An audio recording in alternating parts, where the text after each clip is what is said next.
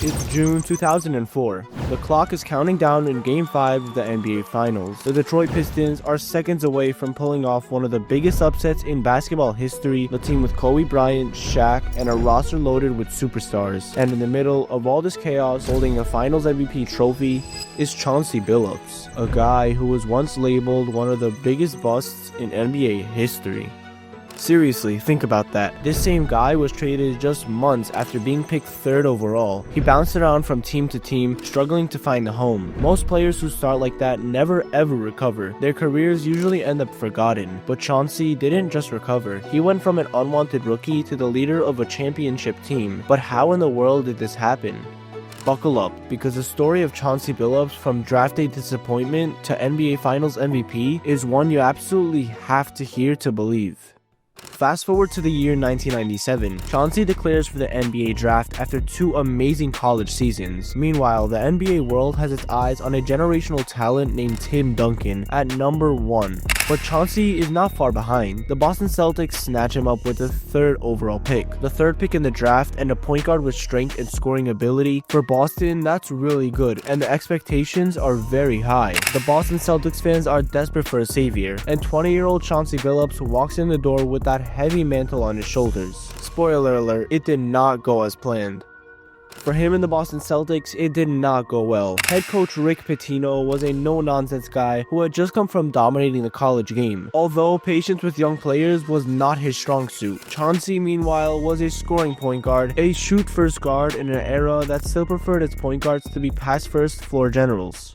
From day one, it felt like a mismatch. The rookie struggled to find his footing under Pitino's tough love. In Chauncey Billups' own words, years later, nobody in Boston really taught him how to be an NBA point guard. He was told to come off the bench and shoot every time he got the ball, an approach that didn't exactly win him any confidence or rhythm. He had always been the man on every team before, but now he was just a confused kid on a struggling Boston Celtics squad. The team stumbled, their coach was upset, and before Chauncey Billups could even finish his rookie season, the unthinkable happened. Boston gave up on him. They traded the number 3 overall pick just 51 games into his career. It was virtually unheard of. In fact, Chauncey Billups became the first top 3 rookie in nearly 20 years to be traded mid-season. One day, he's the supposed future of the Celtics, and the next, he's shipped off to the Toronto Raptors in exchange for a veteran point guard, Kenny Anderson. Kenny Anderson was gone before he arrived. Also gone, injured forwards Jean Tabak and Popeye Jones. Traded to Boston. In return, the Raptors received rookie Chauncey Billups, D. Brown, Roy Rogers, and John Thomas. With the addition of these players, we have a lot of young talent. I think we just have to give them time and the opportunity to grow and develop. The news hit like a ton of bricks. Who gets traded away halfway through their rookie season when they're the 3rd pick? Chauncey Billups was upset. He was embarrassed and hurt. The dreaded B-word, bust, started swirling around his name. The Boston Celtics coach questioned his position. Is he a shooting guard in a point guard's body? Or like, what is he, is what the coach was asking to himself. What's his style? The shine of being a high pick was gone in an instant. Imagine being 21 years old, months removed from hearing David Stern, the NBA's commissioner at the time, call your name on draft night, and now you're essentially deemed a failure. That was Chauncey Billups' reality. In Toronto, he finished out his rookie year on a mediocre team, trying to pretend the bus whispers didn't bother him, but his confidence was broken. He later admitted that after Boston traded him, he lost his swagger. He was suddenly unsure when to score, when to pass, and how to lead grown men as a young point guard. The NBA can really do that to you. One minute you're a prodigy, and the next minute you're doubting if you even belong there. That summer, Chauncey went home to Colorado. He spent the offseason of 1998 hanging out with old friends, trying to escape this thing of what happened. Maybe he partied a bit too much, maybe he was trying to find that love and validation back home that he'd lost in the league. But can you really blame him? The basketball world had chewed him up and spit him out in a matter of months. A lesser person might have just faded away at that point, but Chauncey Billups wasn't done. His story was only getting started. When the NBA lockout ended in early 1999, Chauncey got another call. He'd been traded again, this time to his hometown Denver Nuggets. On paper, that sounds really great, a homecoming for the local hero. In reality, it was much worse. The Nuggets were a bad team in 1999, and they had a rookie head coach, Mike D'Antoni. Coach D'Antoni didn't quite know what to make of Chauncey Billups. His plan was to play Chauncey alongside another score-first point guard, and basically have them share ball-handling duties. No defined role, and no clear guidance. Just go figure it out. And for a young player desperate for structure, this was a nightmare. Chauncey hated the the disorganization. It felt like he still couldn't find the coach who believed in him as a true point guard. Still, Chauncey showed flashes in Denver. He was healthier mentally, back in a familiar environment, and he put up respectable numbers in the lockout-shortened season. Points and assists back in Nash, beautifully done. NBA. Seattle took him to the finals. Here is now Billups from the corner. Carmelo, Billups for three. But the Nuggets were a mess, and by the next season, his bad luck struck again. In the early 1999 to 2000 campaign, Chauncey got hurt. It was a shoulder injury that would sideline him for months, and as he rehabbed, he probably hoped the Nuggets were still invested in him. But nope. At the trade deadline in February of the year 2000, Denver sent Chauncey Billups to the Orlando Magic as a throw-in piece. Now, he was on his 4th team in less than 3 years. He's been on 4 teams before he even played 200 NBA games. Orlando never actually wanted Chauncey. He was injured and included only for salary cap reasons. He recalls feeling completely irrelevant, and just like the Magic basically said, just toss his salary in the deal, without caring about the player. If you talk about hitting rock bottom, the Magic had zero intention of keeping him beyond that season. He was in NBA terms disposable. By the summer of 2000, Chauncey Billups was a 23-year-old free agent with a busted shoulder, a bust label attached to his name, and a resume of more NBA teams than anyone ever wants that early in a career. His stats over those first few years were around 11 points, 4 assists, and not a single playoff appearance. It was a far cry from what a top 3 is supposed to produce, and many teams probably saw him as broken garbage. It's the kind of start that ends some careers. The crazy thing is, Chauncey knew he belonged in the league. Deep down, he hadn't lost that belief to himself. But he also knew he had to prove it all over again to everyone. He later reflected on that time, saying that he fell all the way off, and he needed another chance to prove that he belonged in this league. You could almost imagine him staring in the mirror and making a promise to himself, saying, "I'm not going out like this." Enter the Minnesota Timberwolves. This was the turning point. In the 2000 offseason, the Timberwolves had an eye on Chauncey Billups. They needed a point guard, and tragically, their starting shooting guard Malik Sealy had been by a drunk driver. And they were shuffling their lineup, considering moving the point guard to Sealy's spot, and thus had a vacancy in the backcourt. The Timberwolves coach Flip Saunders and the GM Kevin McHale were intrigued by Chauncey's talent, but they'd heard the rumors too. He was too inconsistent and too offensive-minded, and he can't run a team, he lacks work ethic, all the garbage. All the bad things that they said, there was probably even more than that. All the nasty labels of him stayed ever since he was in Boston in his rookie year. And it's funny, because later one of Chauncey's veteran teammates would say that when they fail you, they blame you. And that's exactly what happened to Billups. Coaches had failed to nurture him, but the narrative was Chauncey can't cut it. Minnesota, to their credit, decided to see for themselves what this kid was made of, and Chauncey caught a bit of a lucky break. An old friend put in a good word. That friend was one of the biggest stars in the league at that time, and his name was Kevin Garnett. Kevin Garnett had been friends with Chauncey since their AAU days as teenagers, and KG lobbied hard to get his buddy a shot in Minneapolis. He even went so far as to invite Chauncey to his house and literally labeled the guest room the Billups Suite while recruiting him. With Garnett and some vets like Sam Mitchell and Terrell Brandon vouching for him, the Wolves signed Chauncey to a modest 1-year deal to be a backup point guard in 2000. This wasn't a crazy contract. He was basically signing for the league equivalent of a prove-it deal. If you don't prove it, you're out. There was no big headlines, and in fact, outside of Minnesota and Detroit, few people even noticed. Chauncey Billups' name was just another name bouncing around, but in his mind, this was his last clear chance to rewrite the story. In Minnesota, finally, Chauncey found something he desperately needed, which was a stable environment and mentors. This Timberwolves team had strong veteran leadership and a culture that Flip Saunders had built around unselfish play. Initially, Chauncey came off the bench behind Terrell Brandon, a former all-star point guard. And did he care about being a backup?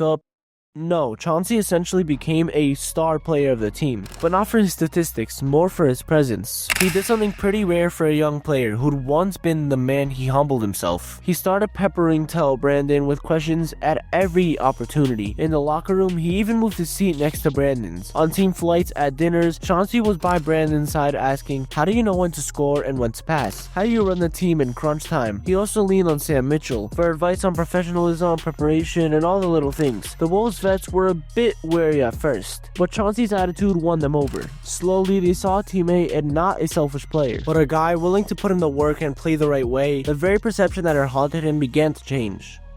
Fast forward to 2002, he entered the Detroit Pistons, the team that would change everything for him. Detroit's general manager at the time was Joe Dumars, a smart former Final MVP player turned executive who saw something in Billups that others had overlooked. And in the 02-03 season, Billups quickly earned the love of Pistons fans by doing what he does best, coming through in the clutch. He hit not one, but two buzzer-beating game-winning shots that season. One, a cold-blooded three-pointer at the horn to beat the Golden State Warriors. Nails it! A triple at the horn! Pistons win! Pistons win! Chauncey from downtown! And another dagger in overtime to beat the Hawks. Why not? He's hit shot after shot this year. Another one. Oh, you gotta be kidding me! Chauncey, you are crazy! How in the world do you do that again? And he did. Finished with 23 in the Pistons. That's when he got the nickname that would stick with him forever, Mr. Big Shot. When the game was on the line, Chauncey wanted the ball, and more often than not, he delivered. For a guy once accused of not knowing how to run a team, he was now orchestrating late game heroics like a seasoned pro. And it wasn't just scoring. In Detroit, he became a crazy defender and a true leader on the court, barking out instructions, setting teammates up, taking charges, you name it. The Pistons had a great year, finishing atop the Eastern Conference in the regular season. The 2003 playoffs were where Billups really started turning heads league-wide. In the first round, the Pistons got a scare from Orlando. They fell behind 3-1 against Tracy McGrady's Orlando Magic, but they battled back to make sure that wasn't going to happen. Strips the ball from Tracy McGrady. 16 of his 25. Billups scored in the first quarter. Pistons up 10-1. In the decisive Game 5, Chauncey played a supporting role as the Pistons blew out Orlando Magic to stay alive. Then, in Game 6, with Detroit still on the brink, Billups went off for 40 points. Virtually willing his team to victory to force a Game 7. In that Game 7, he dropped another 37 points, leading the way as Detroit completed the comeback and won the series. It was a statement, and somehow the Pistons made it to the Eastern Conference Finals, but they got swept by the New Jersey Nets. And a must-have. It must not be just a one-man show. Billups continues the hot hand, nailing his first three ball. But they still had another chance to win it all. In the next season, the Pistons weren't your typical NBA super team. They had amazing players, great chemistry, and great defense. They won 54 games that season, and they got the number 3 seed in the East. In the playoffs, they showed toughness. They went through a 7-game war with the New Jersey Nets in the second round, where Chauncey memorably banked in a half-court buzzer beater in Game 5 to send it to overtime. They have just under 3 seconds to do it. Here's Chauncey Billups. Here it is. He's got it. He's got it. Chauncey Billups hits the 3. Overtime. Amazing.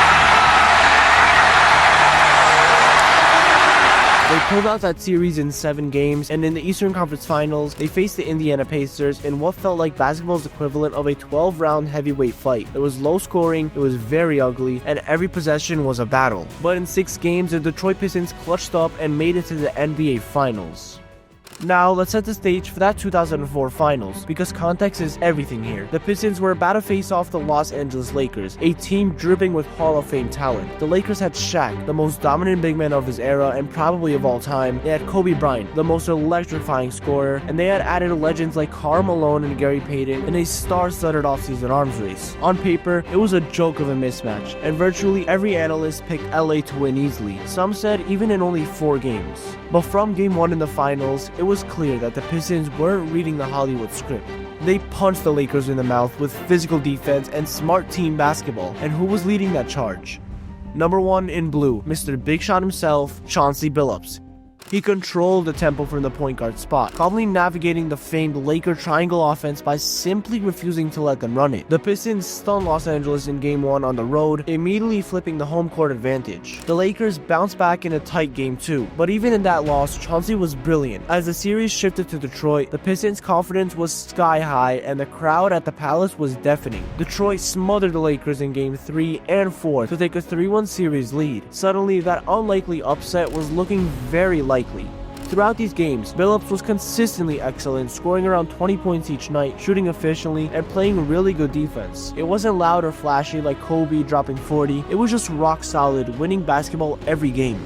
Then came Game 5, the clincher on Detroit's home floor. No one really expected the series to even go 5 games. Yet here were the Pistons with a chance to finish the almighty Lakers off. Detroit was laser focused and Chauncey was in full command. By halftime, he had 14 points, setting the tone early that the Pistons would not be denied. And in the second half, as the minutes ticked away, the realization set in. The Pistons were going to be NBA champions, and Chauncey Billups was going to be named Finals MVP. When the final buzzer sounded, the Pistons had blown out LA 100-87 to win the title in 5 games. This was crazy. His former teammate Lindsey Hunter and congratulating him as the clock ticks down. And the Detroit Pistons, wow, who won the Detroit Pistons have just shocked the Los Angeles Lakers. 100-87 to win the NBA title. For Chauncey, this was the mountaintop of his career. In the finals, he averaged 21, 5.2 assists, and 3 rebounds, on an absurd shooting split of 50% from the field, 47% from 3, and 90% from the line. That's a 50-40-90 stat in the NBA Finals. He was unanimously voted the NBA Finals MVP, and the trophy literally handed to him by the commissioner as flashbulbs popped. As he showed off the trophy, you could see a mix of joy and happiness in his eyes. Remember, this is a guy who just a few years ago was being described as a bust. Fast forward to 2014, 10 years later, Chauncey Billups retired. But this was the story of a legend, because as a rookie coming off the 3rd overall pick, people had really high expectations on him, and he did not meet those expectations, at least yet, until 2004, where he finally met those expectations, and everybody finally realized that he wasn't a bust. This was the story of Chauncey Billups and how he became an NBA champion and proved everybody wrong. If you guys enjoyed this video, don't forget to drop a like and subscribe. Click the video that's gonna pop up. Thank you for watching and have a great rest of your day.